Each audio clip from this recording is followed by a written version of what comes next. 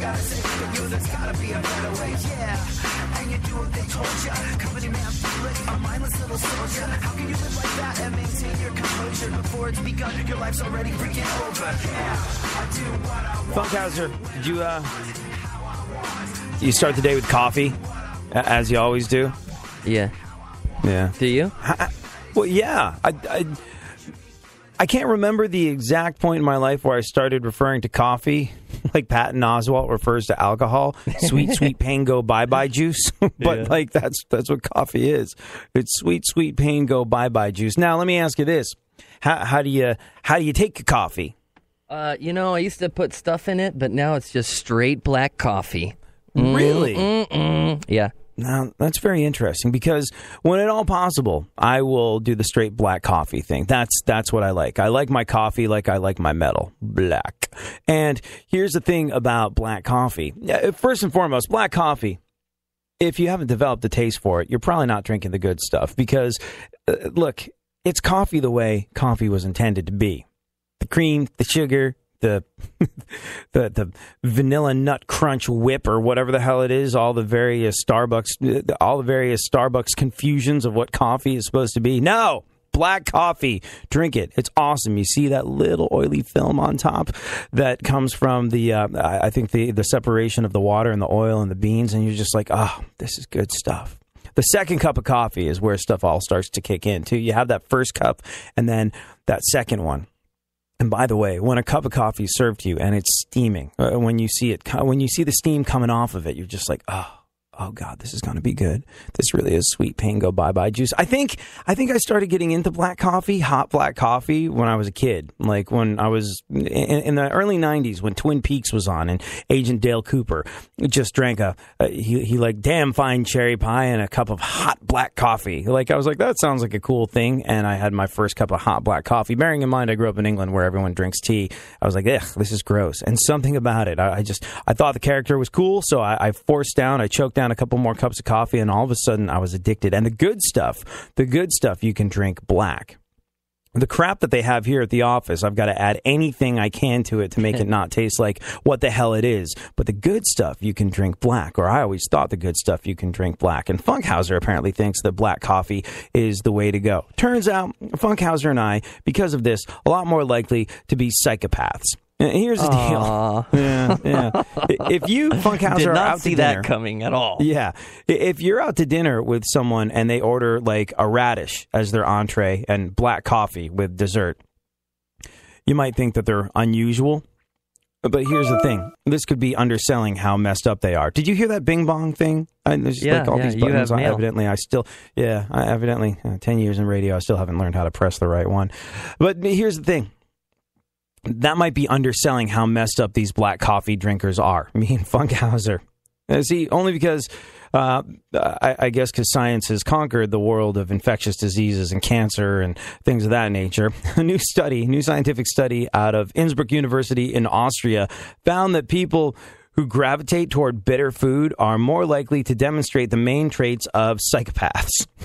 Sorry, Funkhauser. Would you say that you have these traits? Okay, let me get a pen. Okay, all right. Do you have a predisposition toward aggression? What does that mean? You are probably the least aggressive person that I've ever met. Like, I don't know, you go through probably life.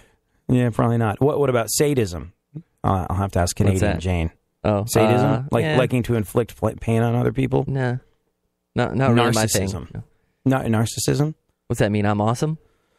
And I know you look in the mirror and you go, I'm awesome. And you talk to people and you go, you talk about yourself. And you talk about yourself constantly. And then you go, oh, where are my manners? Let's hear what you have to say about what I just said. Like, that's what narcissism is.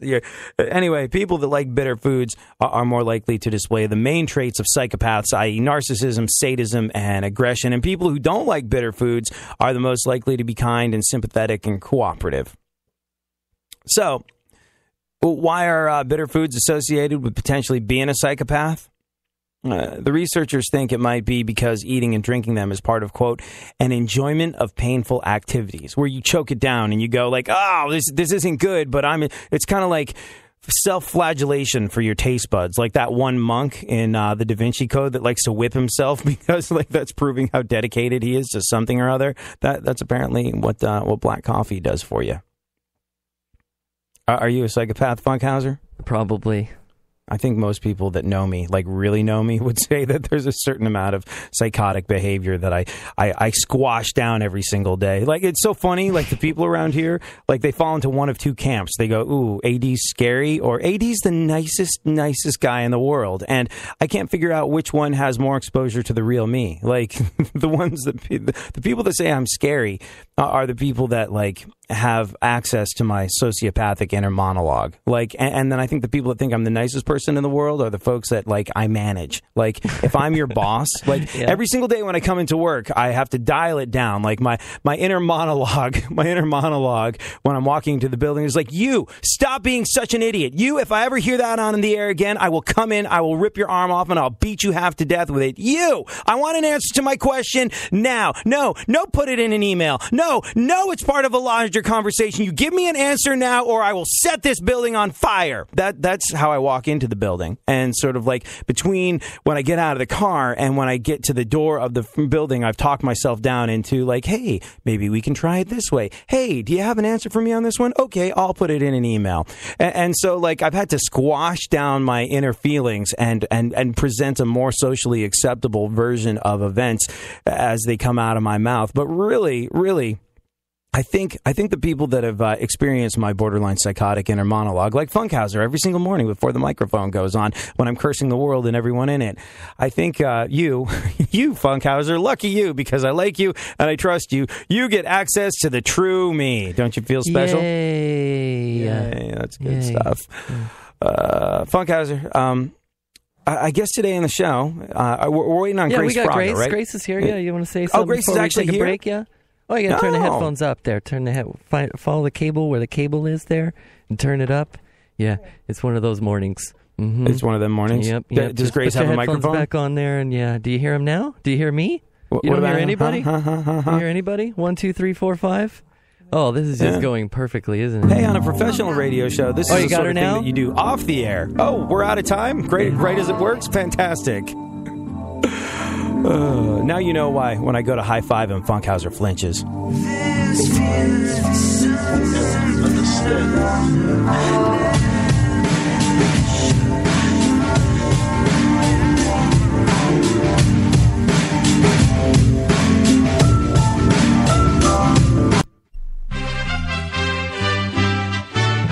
This is USA Headline News. I'm Melody Burkett. The stage is set for Hillary Clinton and Bernie Sanders to square off at the first Democratic presidential debate. 3 other Democrats will share the stage, but Joe Biden apparently will not be making a surprise appearance. Republican presidential candidate Donald Trump, meanwhile, plans to post live tweets during tonight's Democratic candidates debate. The GOP frontrunner tweeted before dawn today that he'll be covering the debate live, even though he expects it to be a very boring 2 hours. CNN is broadcasting the debate live from Las Vegas beginning at 8:30 p.m. Eastern Time. Voters in Arizona are getting their questions answered by Carly Fiorina. The Republican presidential candidate participated in a live telephone town hall last night, talking to listeners about how she plans to deal with illegal immigration. To secure a border takes money, it takes manpower, it takes technology, but most of all, it takes political willpower and leadership. For the USA Headline News, I'm Melody Burkett. Did you know the government is scheming to seize your retirement and bank accounts? Hi. David Fisher, CEO of Landmark Capital Gold Group. Get the facts in a white paper called How to Protect Your Retirement and Bank Accounts from Government Seizure. Transfer your 401k or IRA into physical gold and silver and take possession with no tax liability. Call Landmark Capital at 844-879-8882. That's 844-879-8882 or landmarkgold.com. Welcome to the show that really stinks. Odor Events, brought to you by Citrus Magic. Today, the Jones family will name all the odor events they can in 30 seconds. Ready? Go! Rotten garbage can. Yes, Molly. Ew, musty basement. Good. Jimmy. Poopy diaper. Yep. Haley. Smelly socks. Yes, Dave. Stinky litter box. Yes, Molly. Ugh, funky. What's trending? Someone who isn't crumbling is Le'Veon Bell. He got the ball late in the game. Steelers and Chargers. Bell in the backfield, and it's the Wildcat formation. Here goes Bell. Stutter step, reaching for the goal line, plunging. Did he get there? They say yes! Touchdown, and the Steelers win! No time left on the clock. Chargers Radio Network, Pittsburgh 24, San Diego 20. Le'Veon Bell, the hero, 21 carries for 111 yards and that rushing score. In college football, South Carolina head coach Steve Spurrier is no more. He's announced his retirement effective immediately. In Major League Baseball, Cubbies and Cardinals. There's a drive to left, way back, gone! A two-run homer for Chris Bryant, and the Cubs lead this ball game 4-2. One of 6 homers in the game for Chicago as they beat the Cardinals 8-6. I'm David Gascon. iHeartRadio shines the spotlight on Rush.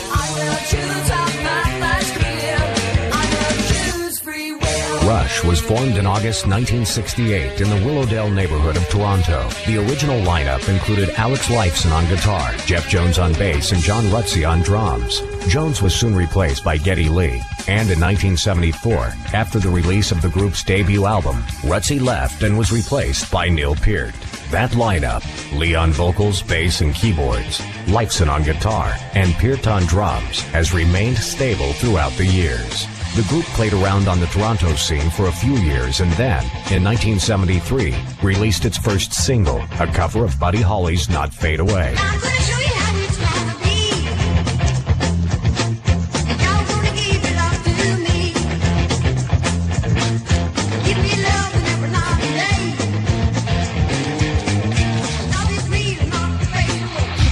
Keep listening to iHeartRadio for more Rush and all your favorite artists.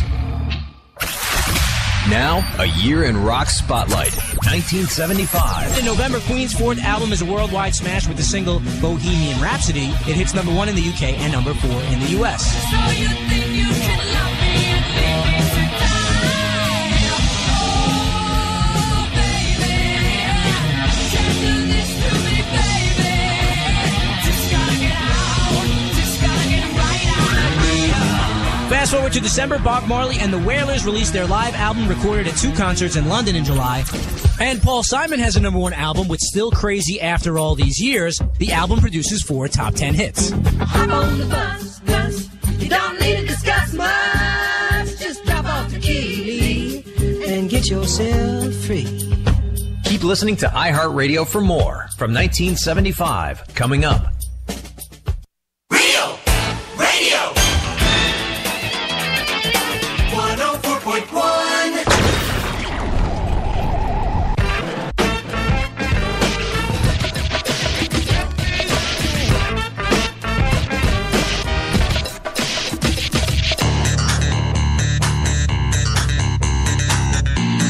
Now, more AD on the radio. Back once again, the ill behavior, delivering and giving you a musical savior. Back once again, it's your boy AD again. Nobody rock a party better than me. Back once again, the ill behavior, delivering and giving you a musical savior. Back once again, it's your boy AD again. Nobody rock a party better than me. So, I'm looking at Grace Fraga's Twitter feed right now. Grace is hilarious super comedian who has graced us with her presence here today. But I'm looking at Grace Fraga's Twitter feed. You should follow her at Grace Fraga. Not that she needs the help. She's got like 200,000 followers on Twitter, Funkhauser. Did you see that? It's very impressive. That's a lot. But I'm looking at Grace's Twitter feed, and on October 8th, she tweeted, "My date. Want to get a room and bang? Me. No thanks. Your romanticism is turning me off. Hashtag true love." So that kind of answers my question that I was going to address to Grace, which is, do you agree with Michelle Duggar, who's gone on the record, the woman that uses her reproductive parts as a clown car that got her a reality television show? Do you agree with Michelle Duggar, who says that you should be, quote unquote, joyfully available to your man whenever he wants it? So I'm going to go out on a limb and guess you say no, Grace. Is this true?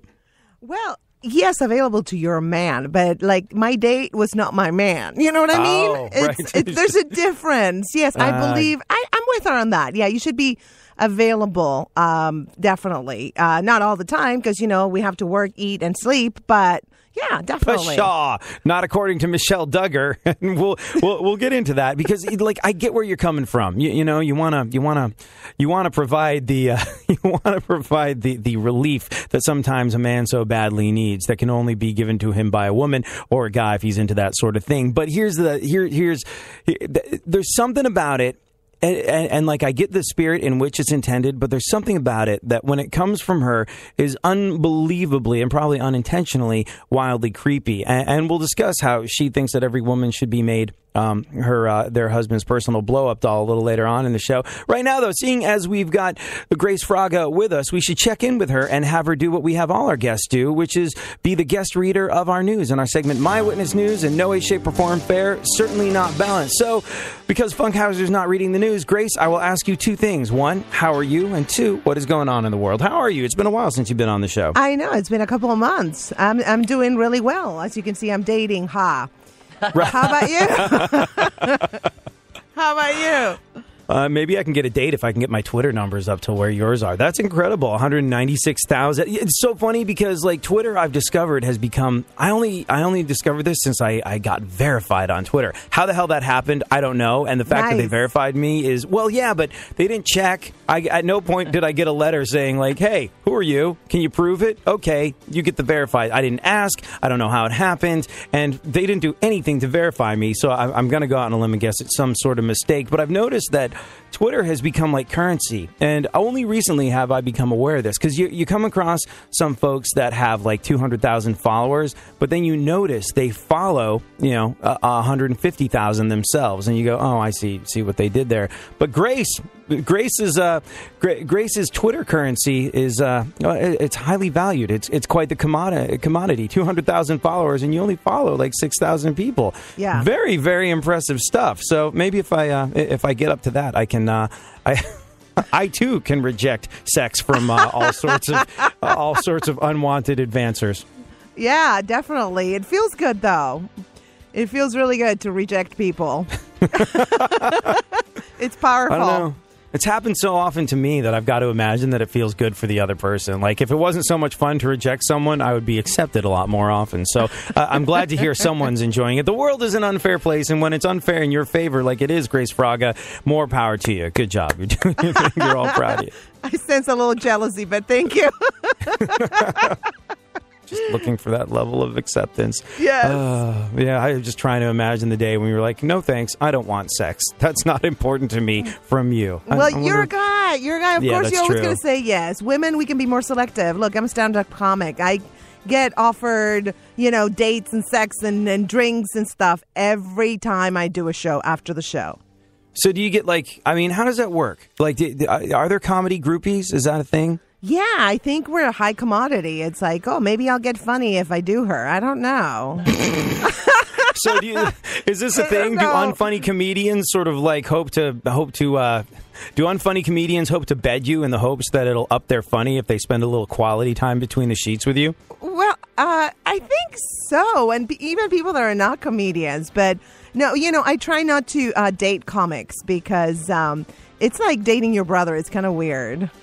Interesting. Yeah, because we're brothers and sisters, It's not that I haven't done it, but yeah, it's a little weird, I think Jerry Seinfeld, who I've look, there people may like him, may not like him. I think he's pretty much the funniest man to ever walk the earth. But Jerry Seinfeld said once that now he's been married to his wife for 15 years or something like that. He was asked can you make your wife laugh? He's like, I have to be really, really funny. Yes. To make my wife laugh, because she knows how my head works. She's seen me workshop all my shtick as I go through life, and there's just the chance of coming up with a zinger that makes my wife burst out laughing is almost nothing. So I guess that kind of would take away some of the magic when you're with someone if you're just constantly working on shtick. When you have two comedians in a relationship, do you tend to feel like neither of you are authentically there? You're both just mining the situation for potential bits? Yes. And even with non-comics, it's and you know what happens with non-comics? If I date somebody that has nothing to do with comedy, they they're like, they do something as, oh, this is going to go in your act. I'm like, no, you're not that funny, seriously. It's like, when you do something stupid, that's going in my act. But I never say names. You never mention names or anything. It's all, I dated this guy once, But, but they know. Or, they know who they are. We're like, I went on this stupid radio show. No, never. All right, so let's, we're out of time. We'll get into news directly after this. Quick, set up the first piece of news with a headline. Go, quick, now. An Ohio man called police because he was too high. We'll talk about that when we return. Definitely. Well done. Good save, Grace Fraga. Good Same save. here. Perfect day, sunshine coming my way. Nothing's gonna change your feel today. Nothing's gonna get in the way of my perfect day. Perfect day. Woke up about 10 with puppies in my face, and Dad gotta join the human race. Time for a yawn and a stretch and a walk. You see, they know my aura. I have the rest trying to cross this. iHeartRadio shines the spotlight on Rush. The group returned to the studio and released a new album, Vapor Trails, in 2002. Rush did not use a single synthesizer, organ, or other keyboard on the album. To celebrate their 30th anniversary, the group released Feedback. The recording featured Rush's covers of 8 songs by some of the artists that influenced the group, including Cream, the Yardbirds, and The Who.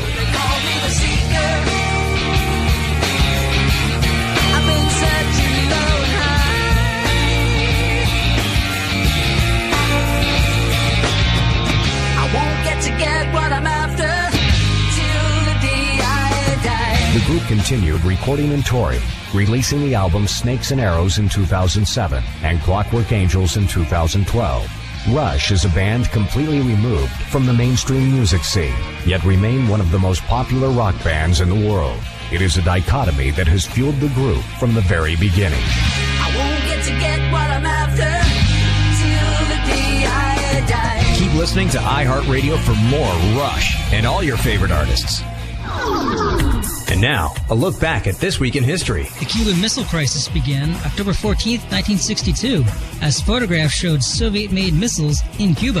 This week in 1967, the American Basketball Association, the ABA, debuted.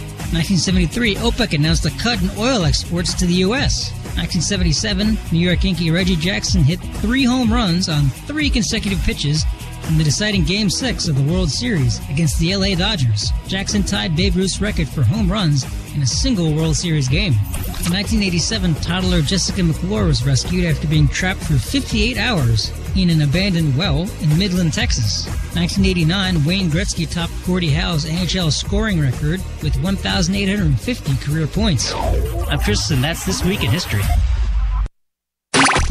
Real Radio. Real Radio. 104.1. Now, someone who everybody wants to punch in the face. AD on the radio.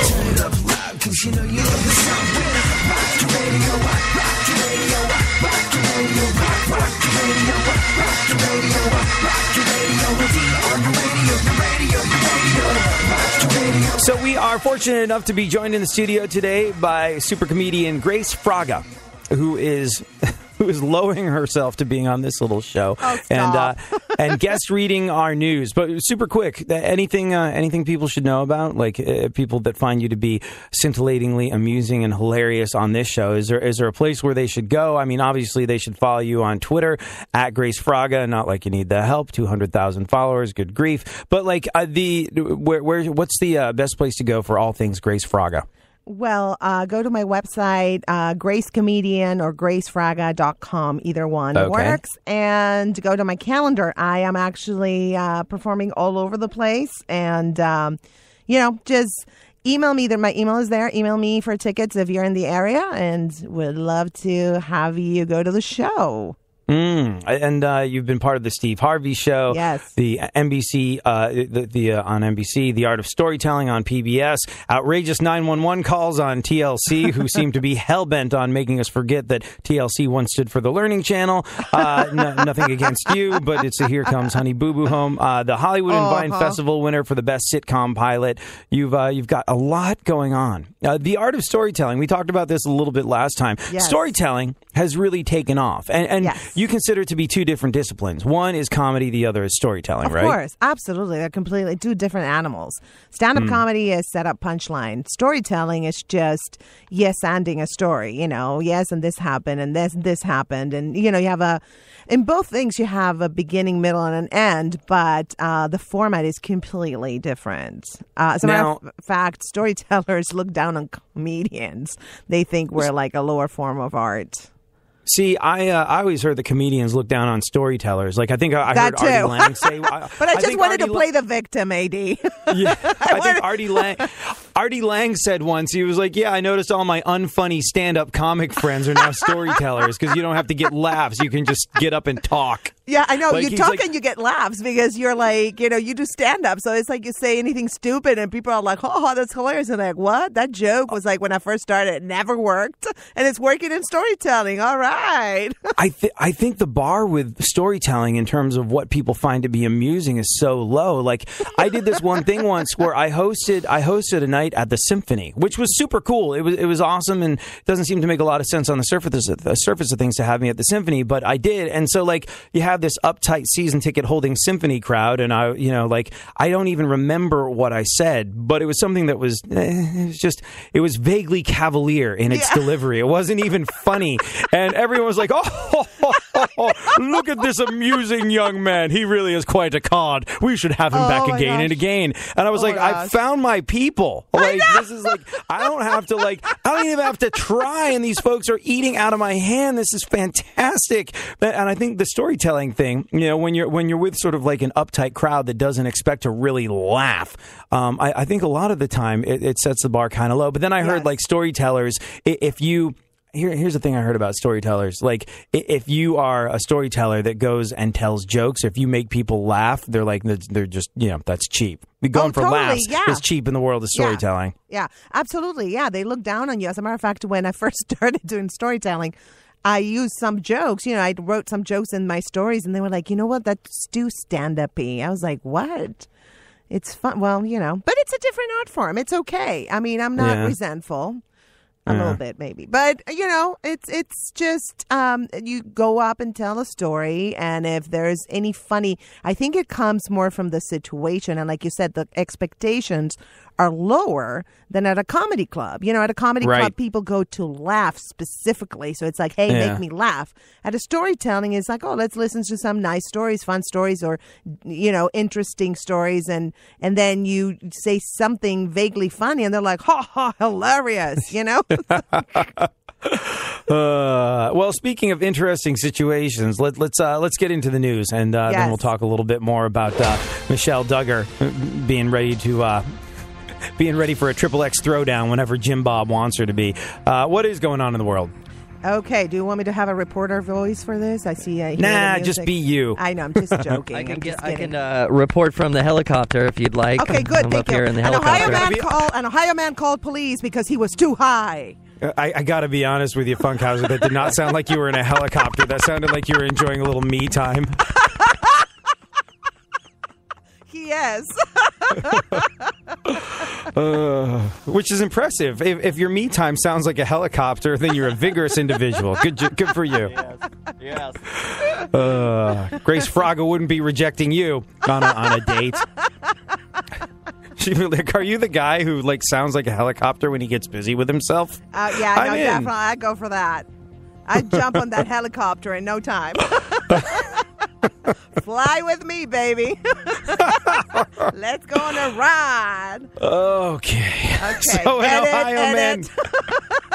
an Ohio man called the cops because he was too high. Yes, and that's where he could get the best pot, right? Because police know best. I suppose that's a good way of gauging the situation. Like, if you're wondering if you're too high, a good indicator of the fact that you're too high is you're calling the cops. Yeah, exactly. I need to back it down. I need to not stop getting my stuff from Snoop Stealer. Go on. No, that's all I have to say. Okay. It's not much news today. Yeah, well, no, just that is, He means next. Oh, next. Okay, he means, okay, they're like queuing me here. Right. I need the helicopter. Can you do the helicopter in between? Thank you. With the news. Okay, a South Carolina man called... It's a good thing it's radio because you don't want to see how he gets the helicopter sound. I do. Shut up. A South Carolina man called police after his girlfriend refused sex with him. What? This plays into our Jim Bob Duggar situation that we discuss later on in the show. Yeah, well, if every man would do that, the AT&T towers would crash. You know what I mean? Have you ever had to call the cops on a significant other? No, I haven't. They actually call the cops on me. No, I'm kidding. But hasn't had to call the cops on her. She wants to jump on my helicopter. Help! Hasn't had to call the cops on a boyfriend or girlfriend show off. Fancy? Oh, you fancy, huh? Never had to call the police to your home. Good for you. But by the way, if your girlfriend will not have sex with you, you don't call the cops. You call Bill Cosby. Whoa!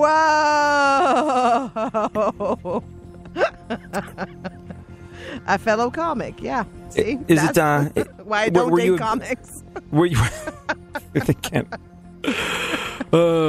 Maybe we should move right along. Go on. Yes, edit. A man in England called police after a prostitute didn't give him the full half hour he paid for. I don't think prostitution is legal in England anywhere. Because how many states is it legal in it? Like in America, is it just Nevada? Is that it? Yeah, right. He clocked in and clocked out. I mean, what no, is I think there's another isn't it like Connecticut or Rhode Island or something? I don't know. Up until recently. Let me see. I can Google that. Google, yeah. Do we get reception here? Yeah. Let's see. Prostitution legal states. Okay. Maybe we should just do this after the show, huh? Yeah. Okay. And the bottom line is, this is why you always pay in 15-minute increments, so you don't get ripped off like that. That's right. I mean, what a pig. I know. It's like, okay. Besides, how can you time sex? It's ridiculous. Well, yeah, I wonder. I wonder. That raises an interesting point. Like, say, the guy hires her for 15 minutes for a full half hour. Guy only lasts 15 minutes. Exactly. Like, is she now legally obligated to cuddle for the last 15 minutes? Right? Or, how does that work? I am completely unfamiliar with the world of prostitution. A lot of guys I know have gotten hookers and call girls and all of the above. I could never bring myself to... I've always felt like if I really, really applied myself, I could get that for free, so why would I pay for it? Plus, hookers. I know, exactly. Plus you. Gross. Are you a germaphobe, AD? Yeah. Same here. No. Yes. Yeah, no, and a germaphobe that's extraordinarily scared of diseases. I just... Yeah, the idea of doing something I've skated my entire adult life, and I have not gotten as busy as I've had an opportunity to get. I was an 18-year-old with a tour bus in a band. I had stuff that I passed up, and I've always been more scared of the ick factor, just what it would do to my sense of self-respect, which is really. Youth really is wasted on the young because, an 18-year-old with a tour bus will be like, I don't know if I really want to partake in that. Whereas a 35-year-old with a tour bus will be like, this is never going to happen again. I'm going to write it. This is amazing. So it's just but youth really was wasted in the young, and that I didn't take advantage of a lot of the situations because I was like, what would I think of myself if I did that? She only wants to be with me because I'm a guy in a band. I'm not into, and so I was really worried about letting myself down as a human being. I think a bad thing. That's a good thing. I like that, AD. That's I think cool. I overthought the situation. Plus, I was scared of itchy burning sensations in the most intimate of areas. Thank you. And also you gotta bear in mind that like when you're a guy in a band and some girl is like, hey, you want to go on the back of your tour bus? Let's see how far the seats recline. Like when that happens, you got to go. Who was in town last night? Ugh, Seven Dust. I don't want those sloppy 15ths. So like it's just like not a you gotta check the venue that you're playing and see who played yesterday and consider your choices very, very carefully. What else is going on in the news? Vladimir, I can't say the name. Vladimir Putin. I can tell you. Vladimir Putin turned 63 yesterday. Is he single, by the way? Yeah, he turned 63. Yes. I believe he celebrated by ripping off his shirt, then flying into space and punching out the sun. But, have you been, either of you been following the whole situation in Russia, Eastern Europe? What's going on with him? Like, the whole. No, I have not kept track of nothing you say. Explain a little bit. Too busy chasing down moose and squirrel. You know what's interesting? People. Like, over here, we view Vladimir Putin as this evil sort of, like, fascist dictator guy who is set to destroy the world. Like, we think of him as a Bond villain that I mean, like, former KGB dude that winds up running a country. It's a scary individual. They have very sort of, like, large-scale protests against Vladimir Putin in Russia by people that think he's too soft. Like, there's tons of people in Russia that think of Vladimir Putin as being entirely too liberal and entirely too tolerant. And to us, he's like this evil Bond villain dictator. To a lot of people in Russia, he's just like this wussy guy. Like, and it's so weird because you kind of get an interest. I mean, one thing we do know about him is that he's not short of a buck or two. He's done very well financially off of what a lot of people kind of rightly or wrongly assume are completely corrupt actions on behalf of the Russian government. And so there's that whole sort of I take pictures with horses. I take pictures with horses with shirt off. Look at my 63-year-old pectoral muscles. They are impressive. No saggy man boobs like little girly man Arnold Schwarzenegger. You see this? You see this, Arnold? Guess what? Guess what I don't have? Skin that flap off elbow. I think man boobs are hot. No, really? Yeah. They're kind of fun. Yeah.